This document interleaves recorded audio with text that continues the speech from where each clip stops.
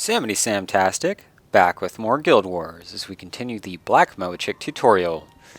And I'm really bummed out because I just did this whole thing with the chipmunk voice, so maybe I should like change the settings on that. Not sure.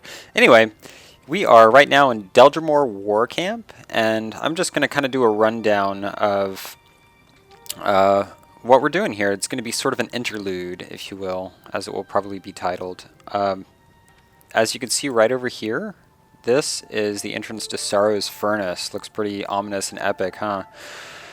To get to Deldrimor War Camp, I think the easiest way to get there, if you haven't explored all of this crud, is to go to Beacon's Perch and pay someone 2k to run you down to Draknar's Forge, because they'll pass you through Camp Rancor, and you just march your happy ass back up, essentially through this, and I think you have... Whoa! Not right. I think, anyway, back where we were.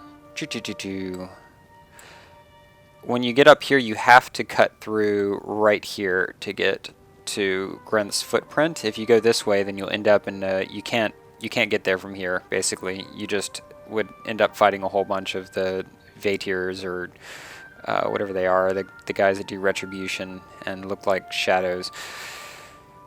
And so just to save you some frustration, you hook around that way, and then it's pretty straightforward to get to Deldrimor War Camp once you get in Grunth's footprint. And so this is where we're staging our assault on Sorrow's Furnace. And I don't think that I have yet to actually acquire the quests. So let's check the not far, but southern Shiver Peaks. We do not yet have the quests. Quests. So to get those quests, you will just head right outside to Grunth's footprint and wait for the loading screen to go. Talk to this dwarven prospector, and here, as we see, Grunth's footprint is a dangerous place. Many the traveler to these lands who left his bones by the wayside and his family wandering. Many's, there we go, many is, contraction, I misread that. Many's the traveler to this lands who left his bones by the wayside and his family wondering what became of him. There are 3 dwarves and a human here who could use a well-armed escort. Will ye go and seek them out for 10,000 experience? Now keep this in mind, if there's a character that hasn't done Sorrow's Furnace yet and you were thinking about maybe getting Survivor, this is an example of one of the quests that you might save, not claim the reward on it, because it's 10,000 experience. And though you do get a statue in the Hall of Monuments for it, you don't actually get a title for it, much like the Underworld and all that happy jazz. So just save it until... Anyway, yes, I'll look for them on the road. And then you've got Galen Trask, Kilroy Stonekin, High Priest Alcar, and Orzo Pasta. And we're just going to pop back in Deldrimor War Camp, because that's not the most important thingy thing right now.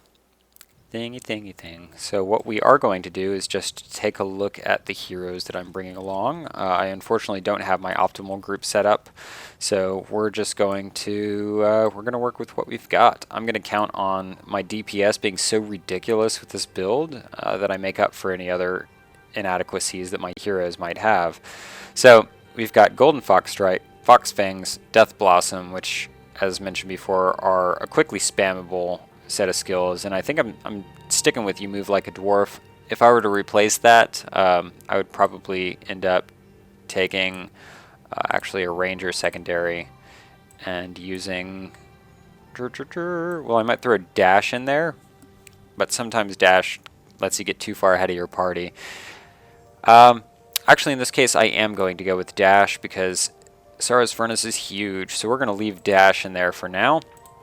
And then we've got Way of the Assassin, Critical Eye, Critical Agility, and Shadow Refuge. And don't worry, all you people, I'm actually going to put the template codes in the comment or in the description on this video, so you can look down for that. And then we've got Talcora with my standard monk build, Elias with the Aura of the Lich build, and Livia, who actually is using the Ritualist secondary healing setup with the Signet of Lost Souls, and the reason for that is because I haven't finished Nightfall on this character yet, and I chose to get Magra the Sly instead of Master's Whispers, so Olivia's got to take that slot. Then of course we've got Gwen, rocking Psychic Instability to knock everybody on their face, nice 4 seconds of knockdown. Xandra is running our Signet of Spirits build, and keep in mind that you can use Signet of Spirits with a non-ritualist. In fact, it works quite well with pretty much anything, because it's the spawning power isn't a requirement for it if it's played right, but just having those spirits up really is the most important if you needed to make up for not having finished Nightfall and not having gotten Raza. Then we've got Vec, who's bringing the pain with a nice disruptive support Earth Magic build with knockdown, blindness, increased block chance, weakness, all that fun stuff. So that's that. And then of course Stoneflesh Aura to make him impossible to kill. That's always important. And then we've got I threw Acolyte Sosuke in here so that we can have some fire magic just for fun. And I think the Double Dragon's a really strong skill, as it's been changed now, because it enchants you and target allies, so both people actually lay the smackdown with that. Alternately, one of the ones that I like to do as a build is actually, it's a Searing Flames build that I ripped off straight from one of the elementals in Nightfall, which is Searing Flames, Liquid Flame, Immolate, Glowing Gaze, Mark of Rodcourt, Fire Attunement, Aura of Restoration, and Glyph of Lesser Energy. But I'm really fond of Double Dragon. It unfortunately does not give you a bonus to your fire magic anymore, but it does double up the pain. So it's good stuff. So we got Phoenix, Fireball, Immolate, Liquid Flame, Glowing Gaze, Fire Attunement, and Glyph of Lesser Energy.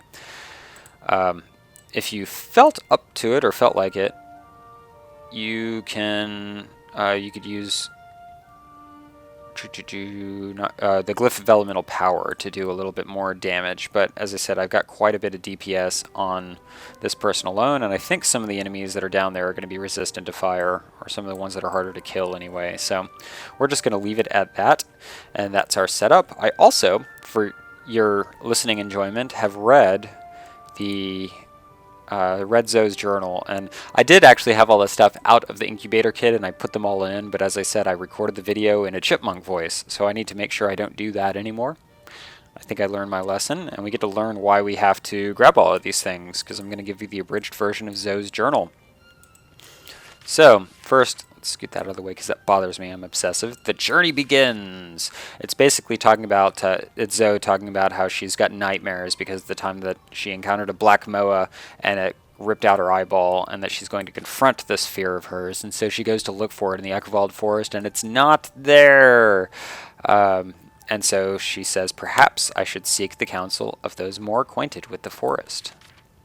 And so she goes and does that, and there's somebody that went out there with a moa, and the moa went totally agitated and crazy and aggro and disappeared off into the woods and probably turned into this badass looking black moa right here, which attacked Zoe and ripped out her eyeball. And so in order to avoid having her moa go crazy and run away, she has decided that she's going to make a black moa as a chick so that it will be bonded to her as it hatches. And so she's going to go find out about hatching eggs and caring for eggs. And so she goes to talk to the Turtle Clan in Cavalon, which common sense tells us that ultimately you'd want to head down to Gyala Hatchery, even though it's not specific about where to go or who to talk to get the incubator kit. It does right here say, though, yet in her I have found a kindred spirit these past weeks. I'll miss her. There's a sadness in her eyes. Something in her past haunts her as I have been haunted. Should I ever return, I'll investigate further. But for now, I need to start packing. I don't know what that's about. I might look into that further, but I don't know if there's any backstory related to that. It intrigues me, though. But to continue on, she goes to Ascalon, where it's apparently snowing. I'm used to it just being all scorched and tarred. And I guess where you go to the moas, it's tarred and feathered. And it mentions how she finds a bunch of moas and ganks one of their eggs and replaces it with a rock. which, don't those look kind of like the lava rocks, just a little bit? And then it mentions that she goes and bathes the egg in some falls, and it gets a hard coating on the outside. And so that's Morningvale Falls that we go to. And then she's concerned, as